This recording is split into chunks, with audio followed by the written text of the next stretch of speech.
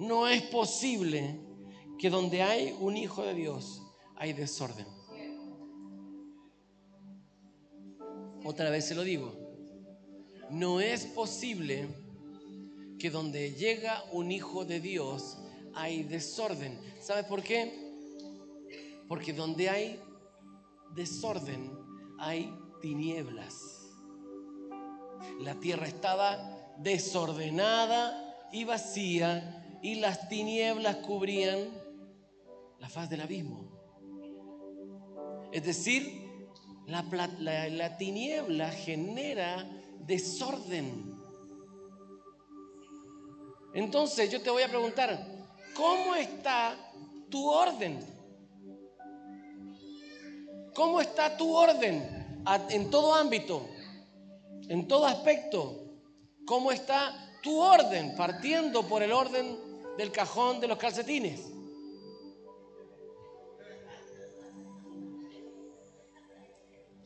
De los calzones y los calzoncillos, ¿verdad? Que está todo revuelto. El orden de a mí me cuesta un montón ordenar. Yo me tengo que meter con el Señor para ordenar. Yo me demoro muchísimo en ordenar, porque le doy la vuelta y las miro y cómo quedan mejor. Mi esposa tiene una capacidad impresionante de ordenar. En 10 segundos ella ordenó. Cuando hacemos las maletas para viajar, yo puedo estar toda una tarde haciendo mi maleta y ella hace la de ella, la de los niños, la de los por si acaso y todo eso. Tiene una capacidad de ordenar. Y yo así como pensé, ¿qué llevo, esto o lo otro? Necesito de Cristo en mi vida. Y siempre se nos queda algo a mí. Ahora se me quedó un montón de cosas de la guitarra, porque también teníamos un desorden ahí. Hicimos unos arreglos, sacamos todo el closet para afuera y en lo que volvimos ya se me quedaron cosas. Pero no puede haber desorden. Entonces, cuando hay un lugar que está en desorden, es porque la iglesia de Cristo no está en Cristo. No está gobernando. Pero gobernar no es soltar la palabra de lo que a mí se me da la gana.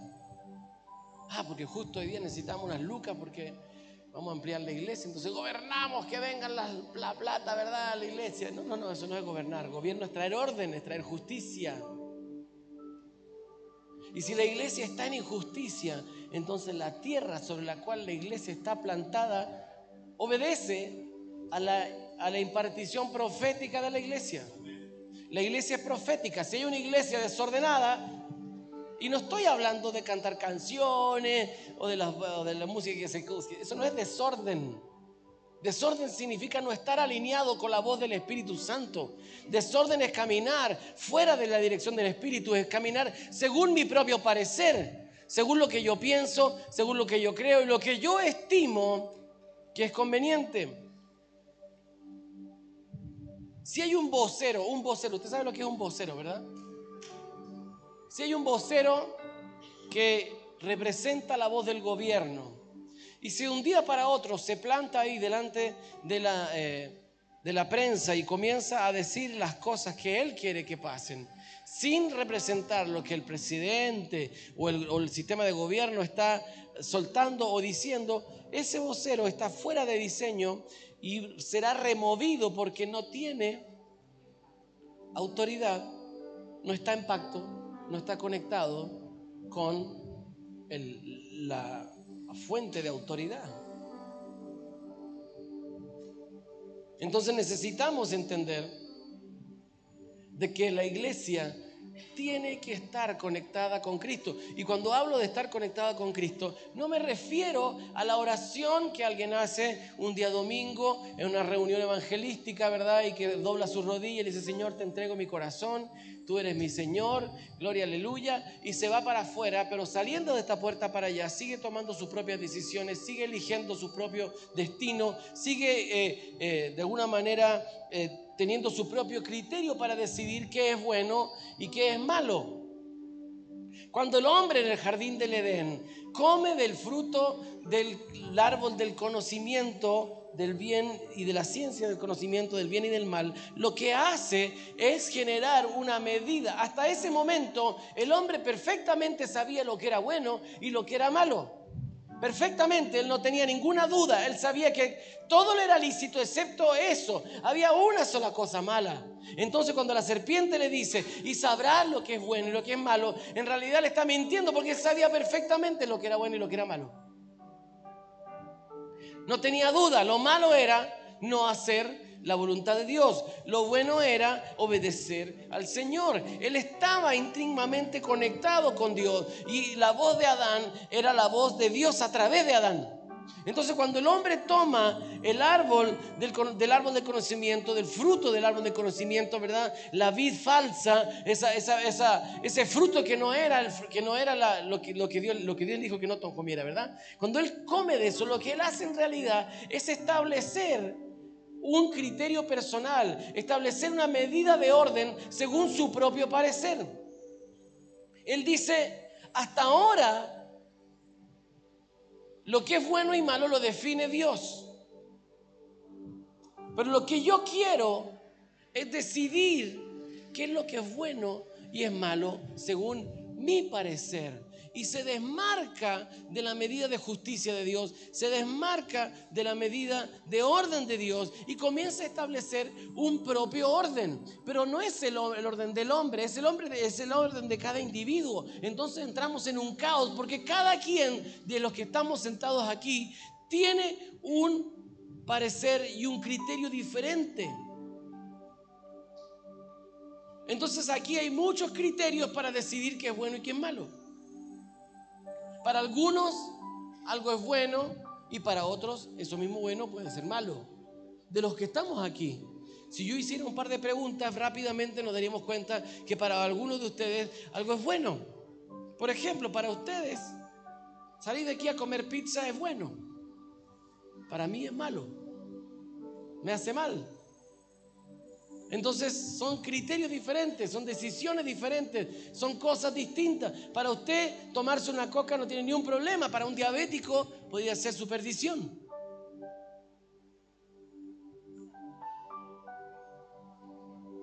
Entonces hay cosas que para unos son buenos y para otros no tan buenas y para otras son malas. Entonces necesitamos entender que del momento en que el hombre toma del árbol del conocimiento y come el fruto, establece una medida de autogobierno. Es decir, se desmarca del gobierno de Dios y comienza a autogobernarse. Y en realidad no se comienza a autogobernar, sino que sujeta su voluntad y su mente y su entendimiento a la voz de Satanás. Porque del momento en que escucha a la serpiente,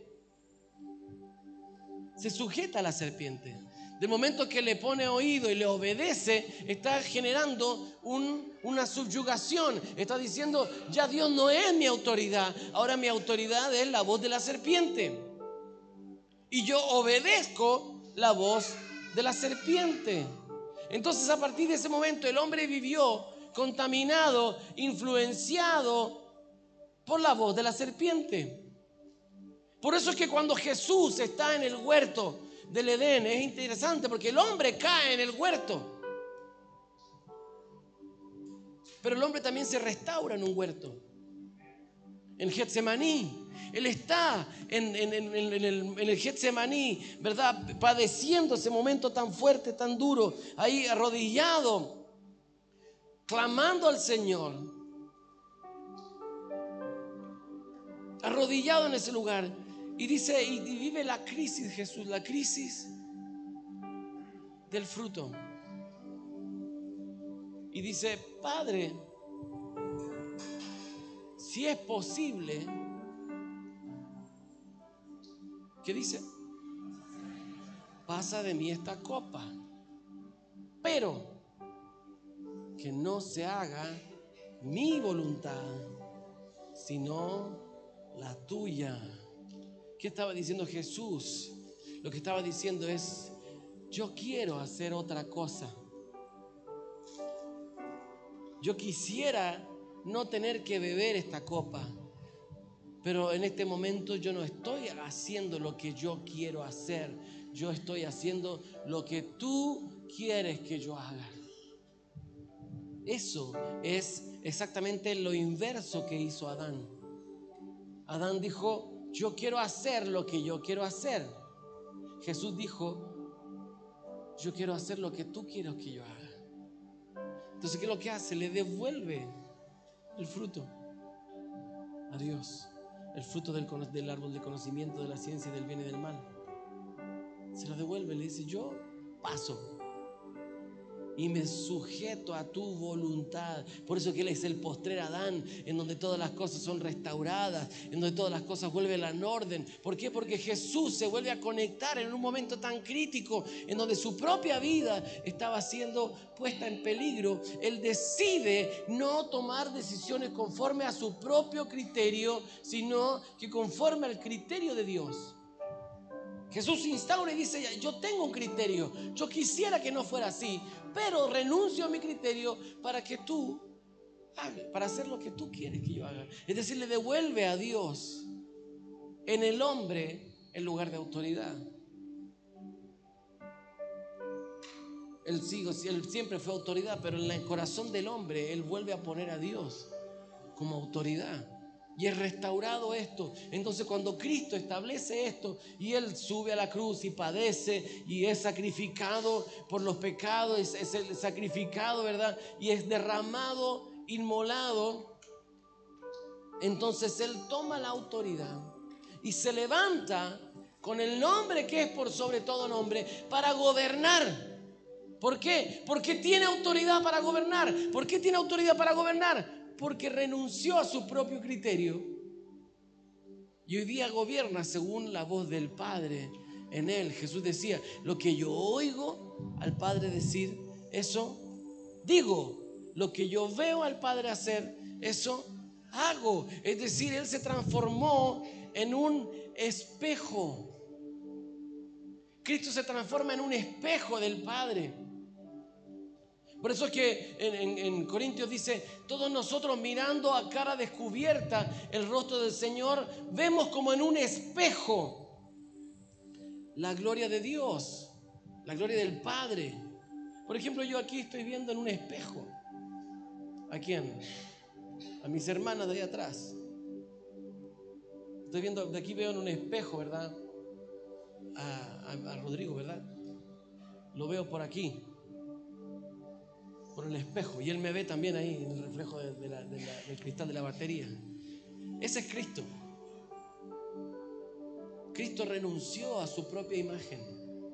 Por eso que dice la palabra que Él es la imagen del Dios invisible. Cristo renuncia a su propia imagen para que cuando lo veamos a Él, veamos al Padre. El que me ve a mí, ve al Padre. Cristo es un espejo. Todos nosotros, mirando a cara descubierta la gloria de Dios, somos transformados a través de aquí. ¿Por qué? Porque si miramos directamente a Dios, vamos a morir. Pero Cristo se establece como pierde su propia imagen y se levanta para reflejar la imagen del Padre en Él, para que nosotros no muramos al ser expuestos a la gloria de Dios. De la misma manera, nosotros debemos renunciar a nuestra propia imagen, para que cuando nos miren a nosotros, vean a Cristo. Y si ven a nosotros, ven a Cristo. Y si ven a Cristo, ven al Padre. Eso es orden. Eso es gobierno. Eso es coherencia. Pero para poder entrar en este orden, el que me vea a mí, vea a Cristo, y el que vea a Cristo, vea al Padre. Esa coherencia no se adquiere o no se alcanza si no hay pacto.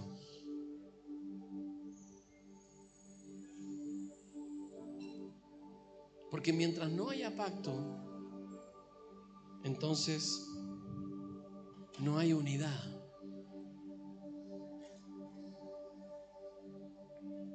En 1 Corintios 6, del 17 al 20,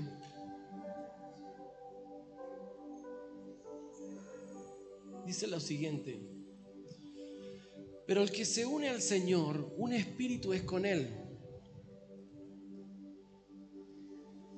Lo voy a leer de nuevo.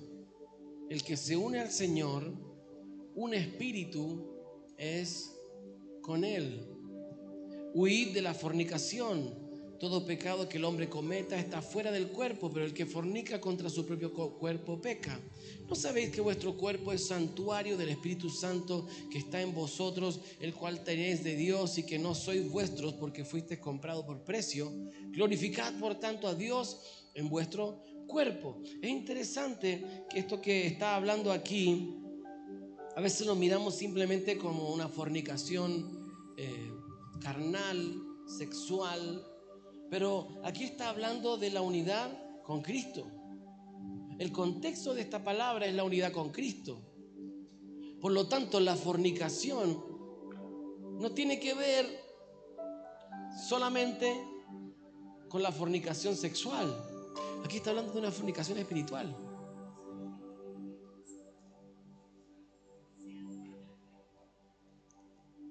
Aquí está hablando de una fornicación espiritual. Está hablando de ¿qué es lo que es la fornicación?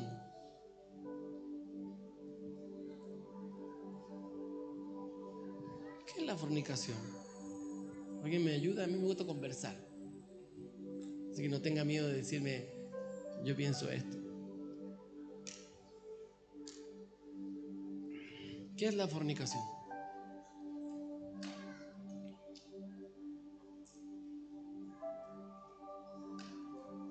¿Alguien sabe? Es intimidad sin pacto. Tener relaciones sexuales sin estar casados, fuera de pacto, ¿verdad? ¿Alguien más tiene otra definición? Tener placer, ¿cómo? Pero bueno, es eso. Es tener intimidad, es tener relaciones sin pacto. Entonces el que se une al Señor, es decir, el que se conyuga al Señor,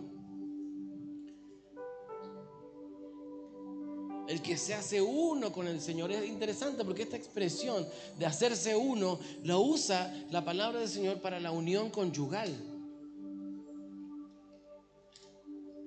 Ya no serán más dos, sino que serán una sola carne, ¿verdad? Dejará al hombre a su padre, a su madre, se unirá a su mujer y serán una sola carne. El que ama a su mujer a sí mismo se ama y qué sé yo, habla un montón de conceptos con respecto a esta unidad. Está hablando de una unidad conyugal, entonces está hablando de un pacto, porque la unión conyugal tiene que ver con un pacto. Hablamos del pacto conyugal, hablamos de la unidad conyugal. Por eso que el Señor aborrece la infidelidad, porque está totalmente fuera del diseño que Él estableció. La iglesia se levanta para mostrar, para la imagen. Entonces no puede haber una iglesia mostrando una imagen de infidelidad, porque Cristo no es infiel. Cristo no es adúltero. Dice, ustedes pueden ser infieles, pero yo permanezco fiel, porque Él no puede ser diferente a su esencia. Él es fiel y verdadero. Es parte de su esencia. Él es fiel y verdadero. Por eso es que el Señor aborrece la infidelidad conyugal. Y no es que, ay, tropecé, caí. Te saliste del pacto. Te saliste del pacto. El que se une al Señor tiene un pacto, es un espíritu con Él, tiene un pacto con Dios. Tenemos un pacto. Nosotros estamos unidos a Dios no por una oración del penitente de día domingo. Nosotros hicimos un pacto. Escúchame, hiciste un pacto. Cuando nosotros tomamos la Santa Cena, no estamos haciendo un simbolismo, no es una expresión simbólica de Jesús, no es una expresión, no es una explicación, no es una parábola. Lo que Jesús hizo la noche en que fue entregado, Dice que tomó pan y habiendo dado gracias, lo partió y dijo: toman, coman, este es mi cuerpo que por vosotros es partido. De la misma manera tomó la copa y habiendo dado gracias, la pasó y dijo: esta es mi sangre que por vosotros es derramada. Sangre de mi alianza, sangre de mi pacto. Lo que hizo Jesús no fue algo nuevo. Jesús no innovó. Jesús no innovó. Jesús hizo algo que ya se hacía. ¿Está conmigo? Jesús hizo algo que ya se hacía. Por eso que los discípulos, cuando vieron que Jesús estaba haciendo algo, sabían lo que Jesús estaba haciendo. Nosotros, como somos occidentales, no teníamos idea de lo que Jesús estaba haciendo. Pero un judío sabía perfectamente lo que Jesús estaba haciendo cuando le pasaba la copa, porque era algo que ya se hacía. Muchas gracias. ¿Qué es lo que hacían los judíos? Cuando el jovencito llegaba a la edad de casarse, convenía con su papá quién iba a ser la chica que él estaba interesado para casarse. Entonces el papá venía y tenía conversaciones con los padres de la chica, ¿verdad? Y le decía: mire, don Pascual, ¿verdad? No sé cómo se llamaría. Don Salomón, así poner un nombre más judío, ¿verdad? Dígame, don Isaac. Bueno, lo que pasa es que, Kariri, que aquí el muchacho quiere casarse con la muchacha. Entonces convenían en una reunión y los chicos se juntaban y conversaban y se conocían por primera vez. El muchacho le traía un regalo, un presente, un obsequio, y en esa conversación se definía si finalmente ella iba a aceptar o no al muchacho, porque la mujer sí tenía derecho a decidir si se podía casar o no. No era que le imponían un matrimonio, sino que decidía. Después de esa conversación, la muchacha pensaba y decía: ok, sí, puede ser, o no, no me interesa definitivamente este muchacho. Entonces el muchacho se paraba delante de la chica, tomaba una copa de vino y se la presentaba a la muchacha y le decía: esta es mi sangre que por ti yo voy a derramar. Si la muchacha tomaba esa copa y la bebía, a partir de ese momento ellos eran considerados esposos, aunque no se hubiera consumado la intimidad sexual. ¿Qué pasaba? En ese momento ellos firmaban un contrato que se llamaba Ketubá, en donde el muchacho se comprometía, el muchacho era el garante del pacto y se bordaba, ¿verdad? María, cuando María es visitada por el ángel, estaba en este proceso, ella ya estaba comprometida, ella ya había bebido la copa de José. Pero José le había dicho: voy pues a preparar un lugar para ti, para que donde yo estoy, tú también puedas estar. Espérame aquí un rato, yo voy a la casa de mi padre, te preparo un lugar y cuando yo esté listo te vengo a buscar. Así se casaban los judíos. Por eso que Jesús le dice a los discípulos: voy pues a preparar lugar para vosotros, para que donde yo estoy, ustedes también puedan estar. Todo tiene que ver con una ceremonia matrimonial, o sea, en realidad conyugal, no matrimonial. Porque el matrimonio significa el derecho de la mujer que le reconozcan los hijos. Es un concepto romano torcido de lo que es la unión conyugal. Es como patrimonio el derecho de que me reconozcan las cosas que le pertenecen al padre en una familia. Pero el concepto real es cónyuges. Los dos se ponen un yugo y son uno. Cuando dos bueyes son enyugados, son un puro buey. No pueden ni siquiera mirar para el lado, están totalmente conectados y se hacen uno. Entonces no debiera ser matrimonio, debería ser conyugazgo. Son cónyuges. Estamos llevando juntos esta carreta. ¿Cuál es esta carreta? El diseño de familia. Porque el diseño de familia es un diseño celestial. Se unirá el hombre a su padre y a su madre, pues dejará el hombre a su padre y a su madre, se unirá a su mujer y será una sola carne. Gran misterio es este, dice el apóstol Pablo, y nosotros siempre decimos, Señor era hombre, y se abrirá a su mujer, ¿verdad? Así dice la palabra del Señor. No, Jesús dice, yo no estoy hablando de las personas. Pablo dice, gran misterio es este, pero yo me refiero a Cristo y la iglesia. Él estaba hablando de la iglesia, no estaba hablando de la ceremonia matrimonial.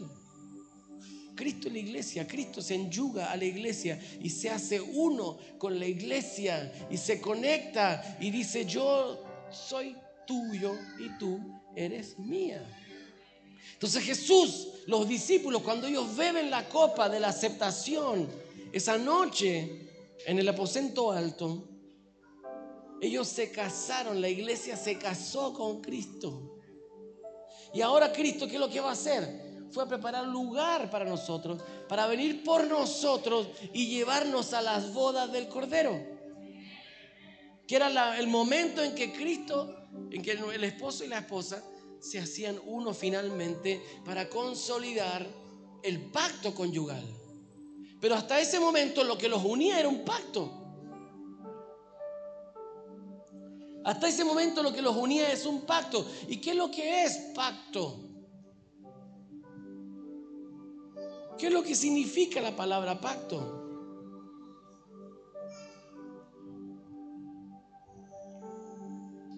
La palabra pacto significa partirse. Está partido. Está pactado. Aquí hay un pacto. Abraham, cuando Dios hace pacto con Abraham, ¿qué es lo que hace Abraham? Dios le dice, tráeme una serie de animales, ¿verdad? Eso está en Génesis 15. Y le dijo Dios, yo soy Elohim, el que te sacó de Ur de los Caldeos, Génesis 15 del 7 al 18, de Ur de los Caldeos para darte una posición en esta tierra. Y él le dijo, oh soberano Señor, ¿en qué sabré que la he de poseer? Y le dijo, aparta para mí una novilla de 3 años y una cabra de 3 años, un carnero de 3 años y una tórtola y un palomino. Y apartó para él todos estos y los partió por la mitad.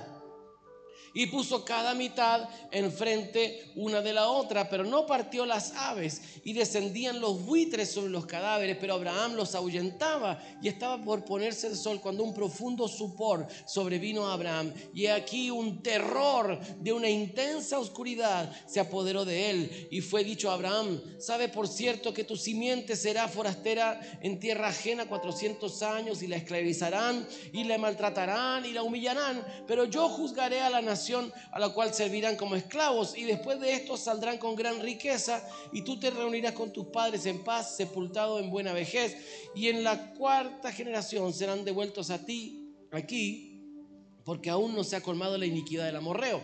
Y sucedió que cuando se puso el sol, sobrevino una densa oscuridad, y apareció una fogata humeante y una antorcha de fuego que se paseaba entre aquellos trozos. En aquel día Adonai hizo un pacto con Abraham, diciendo, a tu descendencia daré esta tierra, desde el río de Egipto hasta el río grande, el río Éufrates. Ese fue el pacto de Dios con Abraham. ¿Y qué es lo que hace Abraham? Parte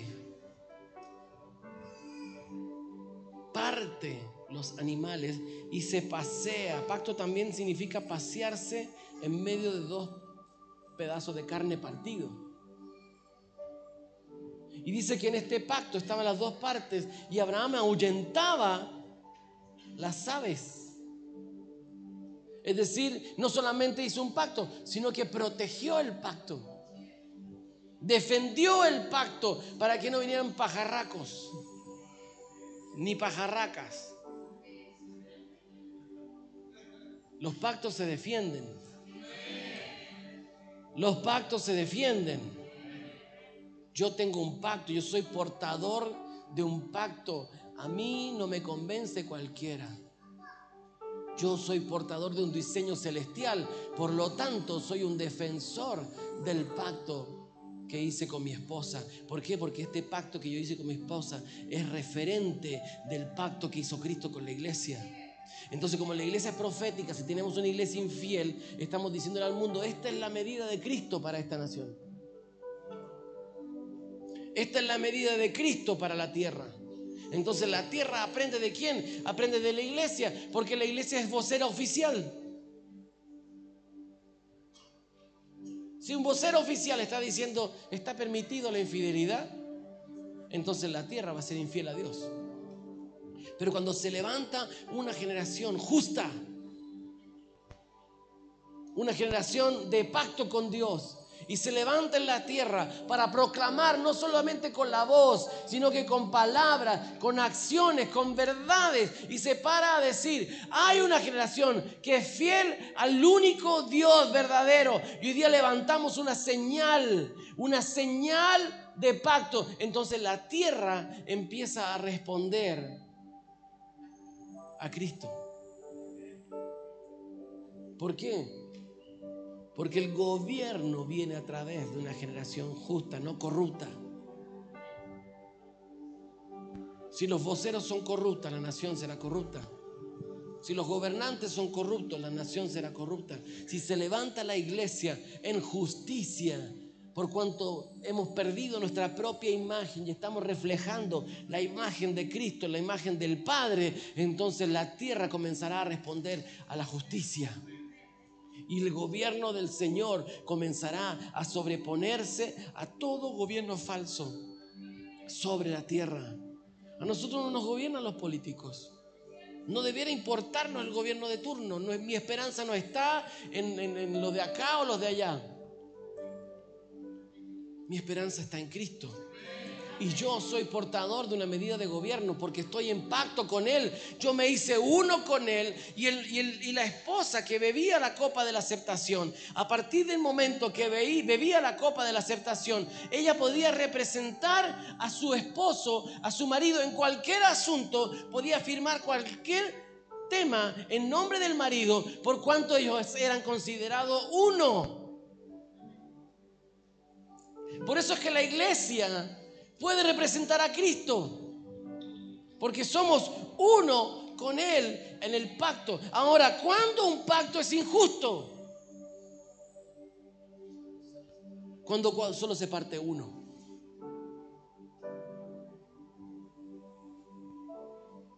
Cristo se partió en la cruz del Calvario. Dice la palabra del Señor que en el partimiento de su carne nosotros hemos sido salvos.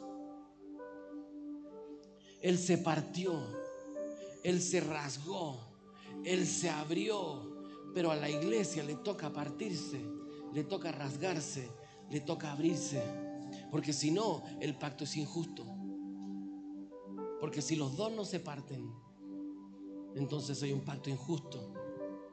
Claro, uno se entregó, se dio por completo y el otro y la otra siguen ahí siendo solteritos. Eso es un pacto injusto. Yo te soy fiel, pero yo no. Eso no es un pacto justo. Eso es adulterio. La iglesia de Cristo no es adúltera.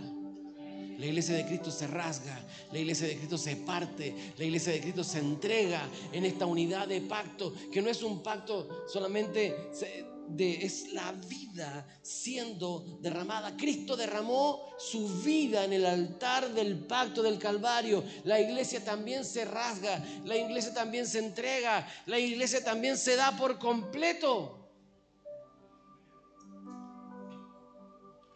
Eso es un pacto justo. Por eso es que comencé leyendo el versículo de 1 Corintios 6. El que se une al Señor, un espíritu es con Dios. Es decir, se rasga, se entrega, se ofrece, se entrega como adoración. Adoración no es cantar canciones bonitas, adoración es rasgarse.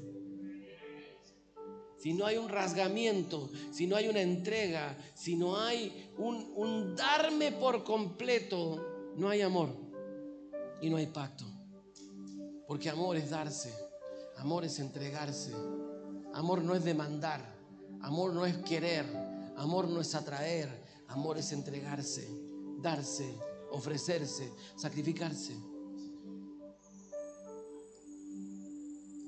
En estos días el Señor quiere traer orden, no solamente sobre esta casa, sobre la tierra. Dios quiere sanar la tierra. Dios quiere restaurar Bariloche. Él quiere restaurar Argentina. Él quiere restaurar las naciones. Y no va a pasar por el político de turno, porque no le vamos a entregar la gloria a un partido político.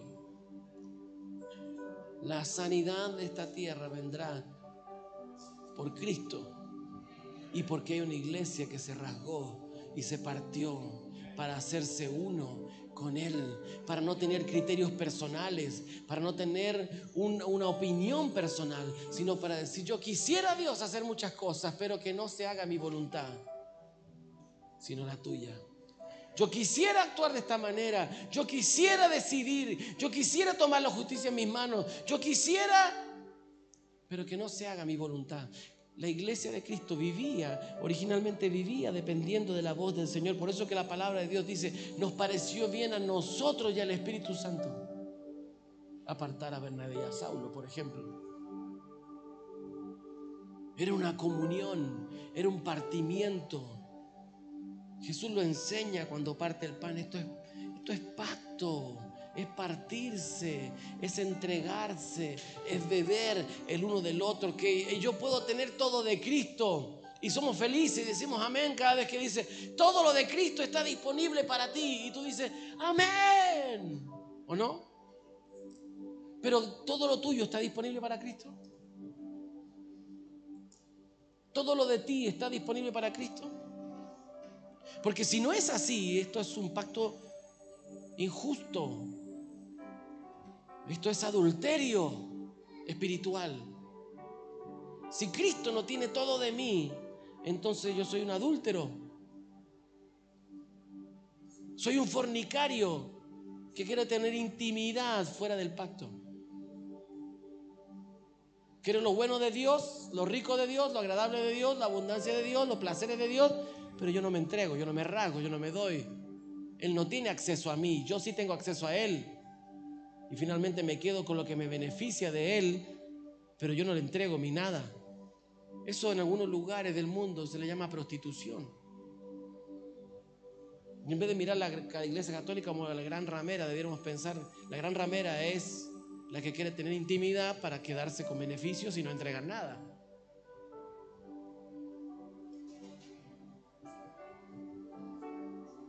No es una persona o una entidad religiosa. Es todo aquel que quiere tener intimidad para beneficios. Eso es una ramera o ramero, no sé.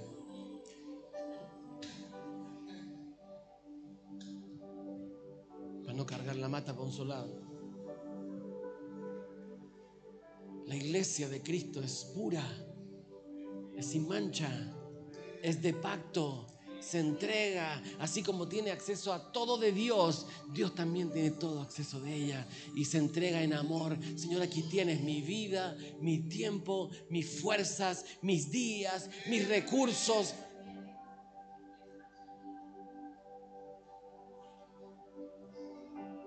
Serán uno. La palabra uno dice que Shema Israel Adonai Eloheinu Adonai Echad, dice el primer mandamiento. Cuando escucha Israel, el Señor, tu Dios, el Señor, uno es. Siempre que hable de uno, hay un código, hay una llave. El Señor uno es. Esa palabra uno es Echad. Y Echad son uno en propósito, uno en visión y uno en acuerdo. Gracias. Siempre se me olvida uno de esas tres. Uno en propósito, uno en visión y uno en acuerdo. Eso es un ejad, eso es uno es. Así como Dios es uno en visión, en propósito y en acuerdo, la iglesia y Cristo son uno en visión, propósito y acuerdo. Todo lo que somos, lo que tenemos y lo que representamos le pertenece al Señor. Entonces no hay asuntos personales, no hay asuntos privados. Son como esos maridos o esposas que le tienen al marido o a la esposa un rinconcito inaccesible. Yo te permito entrar a cualquier parte de mi vida menos a este cajón. Es como que lo llevan a una casa y dice: toda esta casa es nuestra menos esa habitación. Allí no puedes entrar tú. ¿Usted se casaría con alguien así? ¿Cómo estaría atormentado de saber qué es lo que hay dentro de esa habitación?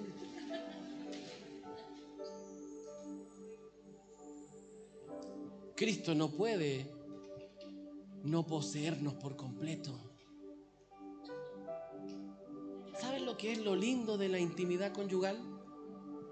Esa entrega plena, cuando los dos se entregan por completo y se entregan, y tú tienes acceso a todo de mí y yo tengo acceso a todo de ti. Yo no solamente me estoy sirviendo de ti, yo me estoy entregando a ti. Esa es la belleza de la unión conyugal, es lo más lindo que hay. El sexo, como el sexo, es cualquier cosa, es animal.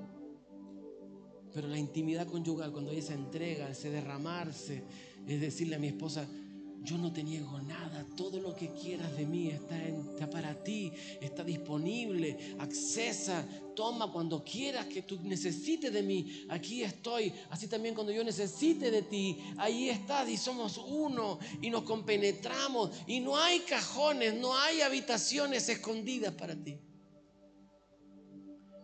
Así también es la iglesia con Cristo, debe ser la iglesia con Cristo. No hay habitaciones escondidas para ti. No hay ni un rincón que yo me guarde para mí. Todo te pertenece, todo es tuyo.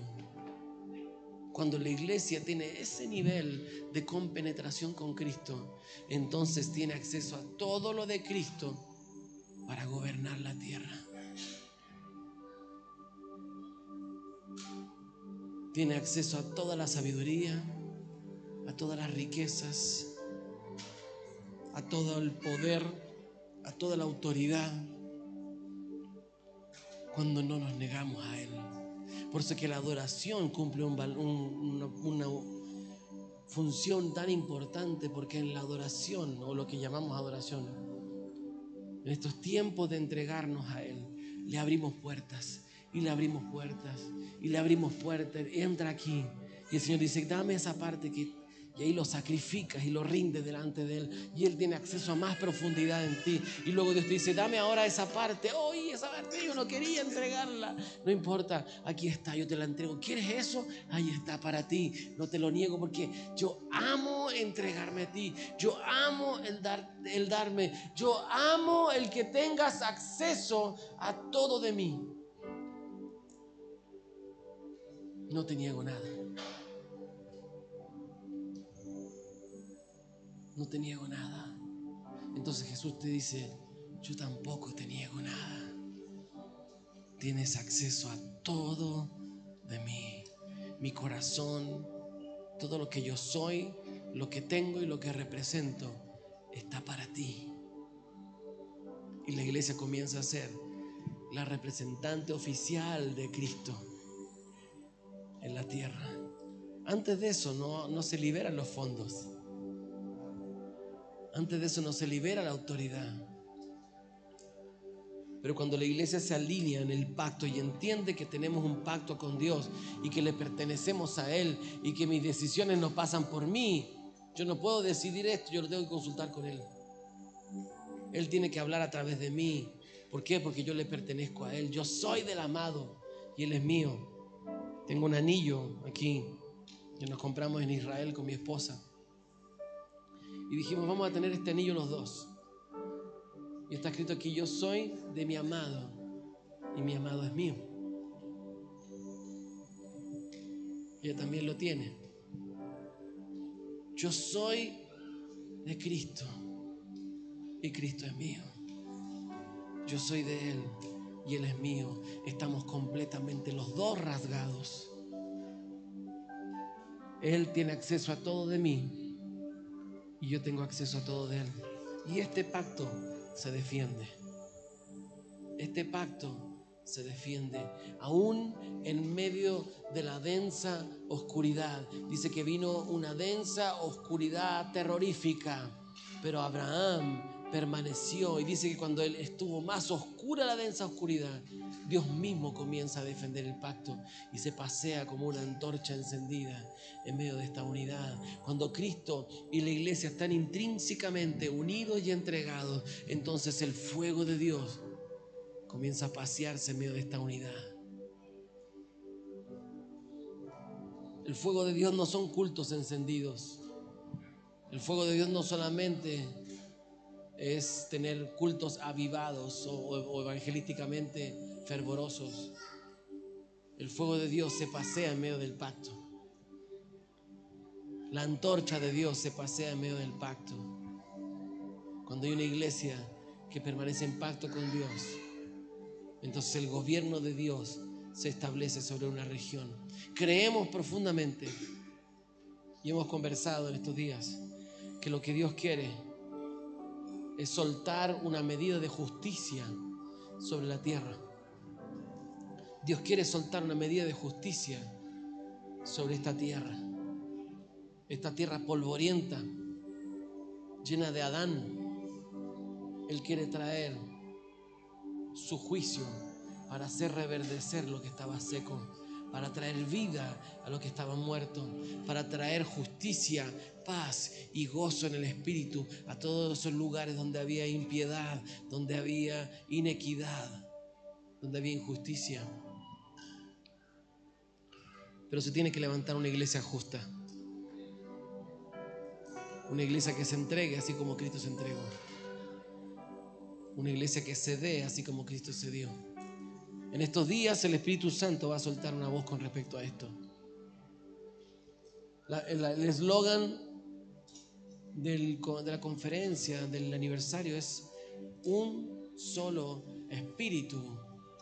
No podemos ser uno entre nosotros si cada uno de nosotros no somos uno primero con Dios. Lo que va a provocar una unidad de espíritu es cuando todos nosotros nos unamos a Dios. Y esta unidad con Él provocará por consecuencia una unidad entre nosotros. Si buscamos la unidad entre nosotros sin buscar primero la unidad con Él, vamos a unirnos en un espíritu terrenal, humano, caído, en el alma.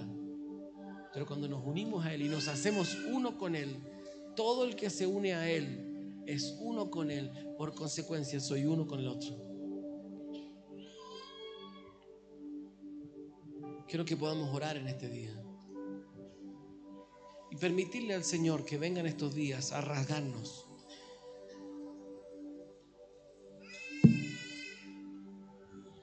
Quiero que puedas orar y le pido al Espíritu Santo que ministre tu corazón esta noche, que ministre tu corazón y que te pueda mostrar todas esas áreas que no son uno con Él.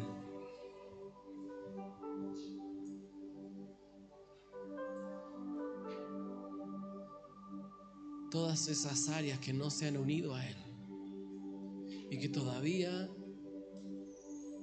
le mantienes la puerta con llave a Dios.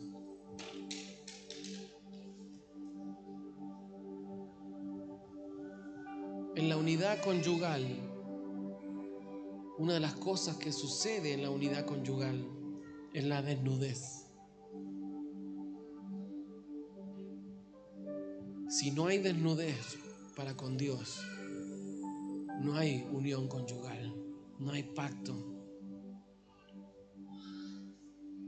Deja que Él tenga todo de ti.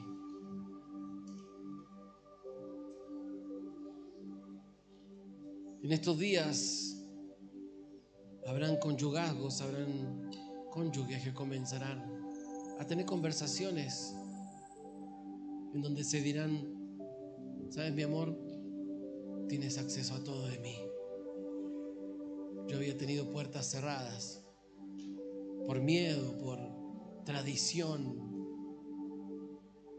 pero en este día yo me quiero entregar por completo a ti. No solamente mi finanza, no solamente mi pasión. Quiero entregarte todo lo que soy. así también la iglesia comenzará a ser uno con Dios.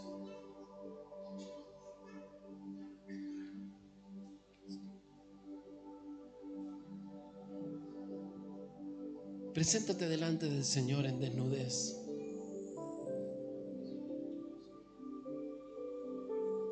Deja que Él tenga acceso a todo de ti.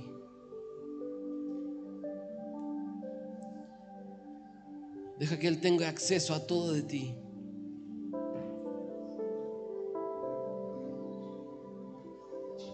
Deja que su espíritu te escudriñe. Deja que Dios te escudriñe, que Él te pueda conocer.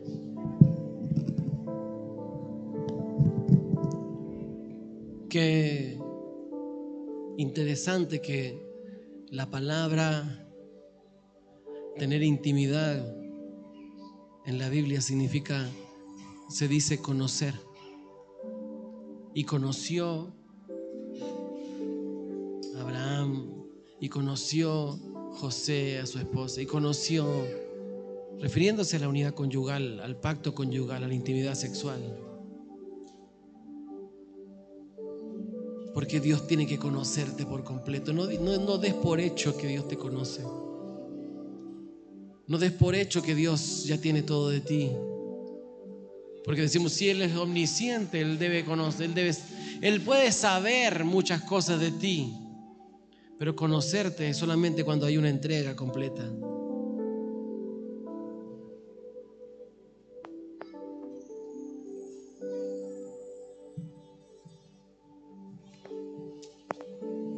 Deja que Él te conozca.